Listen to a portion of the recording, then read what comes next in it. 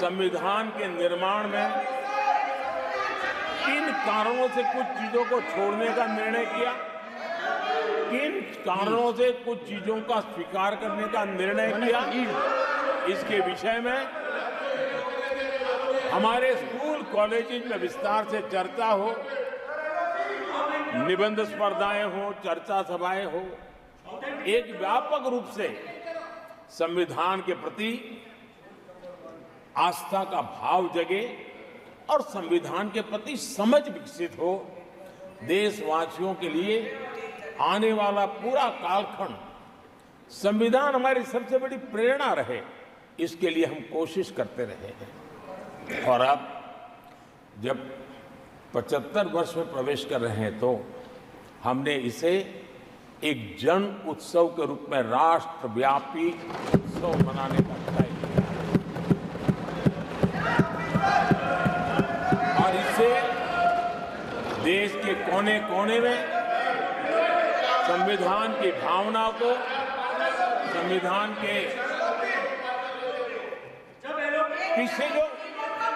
मकसद है उसके विषय में भी देश को अवगत कराने का प्रयास है। आदरणीय सभापति जी, देश की जनता ने हमें तीसरी बार जो अवसर दिया है वो अवसर विकसित भारत, आत्मनिर्भर भारत,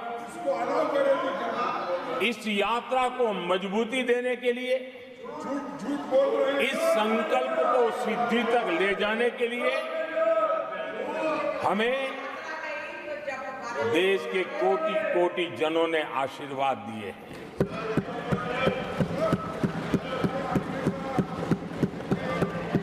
आदरणीय सभापति जी, ये चुनाव 10 वर्ष की सिद्धियों पर तो मोहर है ही, लेकिन ये चुनाव भविष्य के संकल्पों के लिए भी देश की जनता ने हमें चुना, क्योंकि देश की जनता का एकमात्र भरोसा हम पर होने के कारण आने वाले सपनों को, संकल्पों को सिद्ध करने के लिए हमें अवसर दिया। आदरणीय सभापति जी, देश भली भांति जानता है, देश ने पिछले 10 वर्षों में हमारे देश की अर्थव्यवस्था को 10 नंबर से 5 नंबर पर पहुंचाने में सफलता पाई और जैसे जैसे नंबर निकटता की सिद्धि की ओर पहुंचता है, एक की तरफ पहुंचता है, तो चुनौतियां भी बढ़ती हैं और कोरोना के कठिन कालखंड के बावजूद, संघर्ष की वैश्विक परिस्थितियों के बावजूद, तनाव के वातावरण के बावजूद भी हम हमारे देश की अर्थव्यवस्था को 10 नंबर से आज विश्व में 5 नंबर पर पहुंचाने में सफल।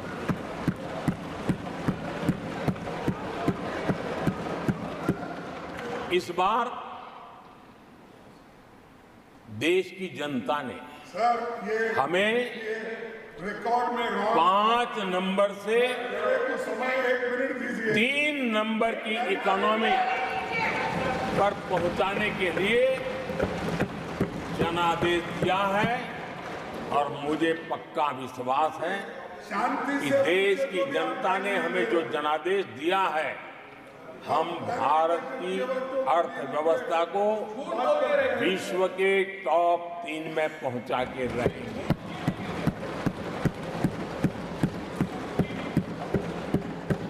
मैं जानता हूं आदरणीय सभापति जी,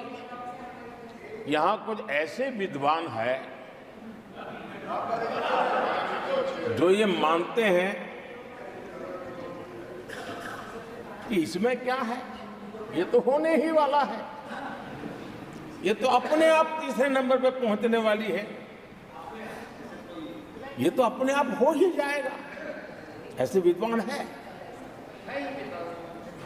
अब ये लोग ऐसे हैं जिन्होंने ऑटो पायलट मोड पे सरकार चलाने का या तो रिमोट पायलट पर सरकार चलाने का उनको आदी है,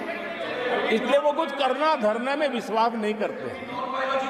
वो कुछ करने धरने में विश्वास नहीं करते, वो इंतजार करना जानते हैं। लेकिन हम परिश्रम में कोई कमी नहीं रखते।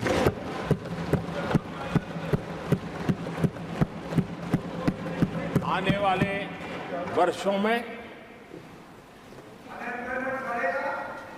पिछले 10 वर्षों में हमने जो किया है उसको गति भी बढ़ाएंगे, उसका विस्तार भी बढ़ाएंगे और गहराई भी होगी, ऊंचाई भी होगी और हम इस संकल्प को पूरा करेंगे। आदरणीय सभापति जी, चुनाव के दरमियान मैं देशवासियों को कहता था कि जो 10 साल हमने काम किया है, हमारे जो सपने